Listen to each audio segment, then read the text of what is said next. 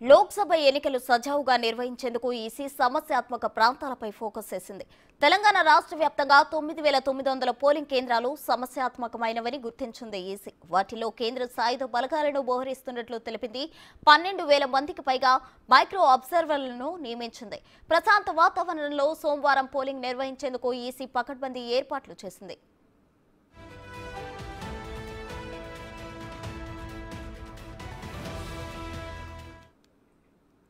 మరిన్ని వివరాలు మా ఇన్పుట్ ఎడిటర్ పవన్ అందించడానికి సిద్ధంగా ఉన్నారు. పవన్, చెప్పండి. అయితే లోక్సభ ఎన్నికలకు సంబంధించి ఎటువంటి సమస్యలు తలెత్తకుండా అయితే ఈసీ నిర్ణయాలు తీసుకుంది. దీనికి సంబంధించి కేంద్ర బలగాలను కూడా తీసుకొచ్చినట్లు తెలుస్తుంది. ఓవరాల్ డీటెయిల్స్ ఏంటి పవన్?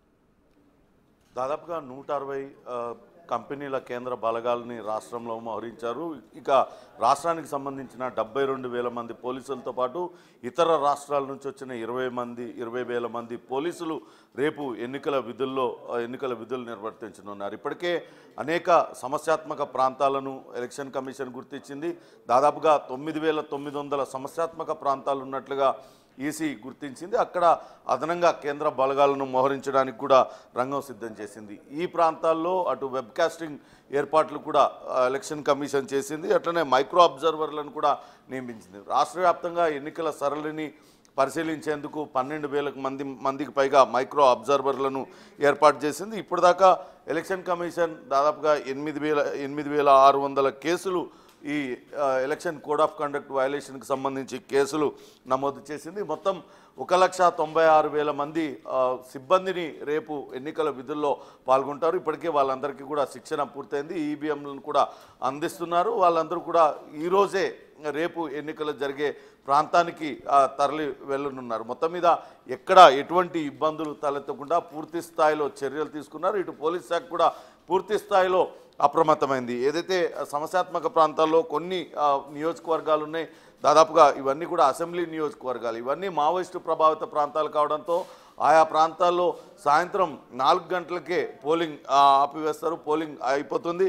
సిర్పూర్, బెల్లంపల్లి, మంచిర్యాల, చెన్నూరు, ఆసిఫాబాద్, మంతని, ములుగు, భూపాలపల్లి, అలానే పెనుపాక, ఇల్లెందు, కొత్తగూడెం, అశ్వారావుపేట ఈ నియోజకవర్గాలలో పోలింగ్ కొంత ముందు నిలిచిపోతుంది. అంటే 4 గంటలకే పోలింగ్ ముగిసిపోతుంది. ఇవన్నీ కూడా మావోయిస్టు ప్రభావిత ప్రాంతాలు కావడంతో ఆయా ప్రాంతాలన్నీ కూడా కేంద్ర బలగాలు ఇప్పటికే ఆధీనంలోకి తీసుకున్నాయి. అక్కడ రాష్ట్ర పోలీసులతో పాటు అటు కేంద్ర బలగాలు కూడా పహరా కాసే విధంగా ఇచ్చేస్తారు. ఇక పోలీస్ శాఖ కూడా పూర్తి స్థాయిలో అప్రమత్తమైంది. ఇప్పటిదాకా అటు 186 కోట్ల రూపాయల విలువైన నగదు కావచ్చు, మద్యాన్ని అటు తెలంగాణ రాష్ట్ర పోలీసులు పట్టుకున్నారు. ఎన్నికల విధులకు సంబంధించి ఎన్నికల నియమ నిబంధనలు ఉల్లంఘించిన వాళ్లకు పోలీస్ శాఖ అదనంగా 8,863 ఎఫ్ఐఆర్లు నమోదు చేసింది. అట్లనే అటు సంఘ వ్యతిరేక శక్తులు, సంఘ విద్రోహులకు సంబంధించి 34,526 మందిని ఇప్పటికే బైండ్ ఓవర్ చేసినట్లుగా ప్రకటించారు. మొత్తం 13 అసెంబ్లీ నియోజకవర్గాలు ఏదైతే సమస్యాత్మక ప్రాంతాలు,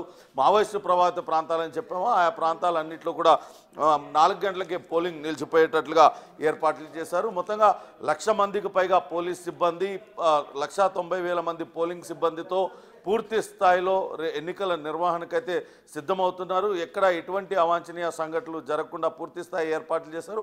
ఇక మారుమూల ప్రాంతాలు, అత్యంత తక్కువ ఓటర్లు ఉన్న చోట కూడా ఈసారి అటు పోలింగ్ స్టేషన్లు ఏర్పాటు చేశారు. అక్కడ ప్రత్యేకంగా సిబ్బందిని కూడా పంపుతున్నారు. వీలైనంత ఎక్కువ పోలింగ్ శాతం నమోదయ్యేలా చూడాలంటూ ఇప్పటికే అటు అధికారులకు ఆదేశాలు ఇచ్చి పోలింగ్ సిబ్బందికి ఆదేశాలు ఇచ్చిన నేపథ్యంలో అందుకు తగిన ఏర్పాట్లు కూడా చేశారు. గతంలో ఎక్కడైతే పోలింగ్ స్టేషన్లు ఏర్పాటు చేయలేదో ఈసారి మొదటిసారిగా మొన్న అసెంబ్లీ ఎన్నికల్లో పోలింగ్ స్టేషన్లు ఏర్పాటు చేశారు. తిరిగి ఈ పార్లమెంట్ ఎన్నికల్లో కూడా అటు మారుమూల ప్రాంతాల్లో కూడా పోలింగ్ స్టేషన్లు ఏర్పాటు చేసి పోలింగ్ శాతాన్ని పెంచేందుకు అధికారులు అయితే ఏర్పాట్లు చేస్తున్న పరిస్థితి అయితే ఉంది.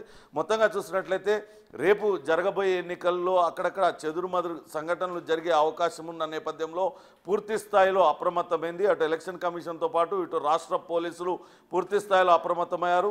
అనేక చోట్ల 3 అంచెల భద్రతా వ్యవస్థను కూడా ఏర్పాటు చేశారు. కేవలం ఓటర్లు మాత్రమే పోలింగ్ బూత్లోకి వెళ్ళాలి. వాళ్ళ వద్ద ఫోన్లు ఇతరత్ర లోపలికి తీసుకెళ్లకుండా వాళ్ళని నిరోధిస్తూ తగిన జాగ్రత్తలతో అటు పోలింగ్ స్టేషన్లలో ఏర్పాట్లయితే పూర్తి చేశారని చెప్పవచ్చు. ప్రసూన. Right, thank you Pawan.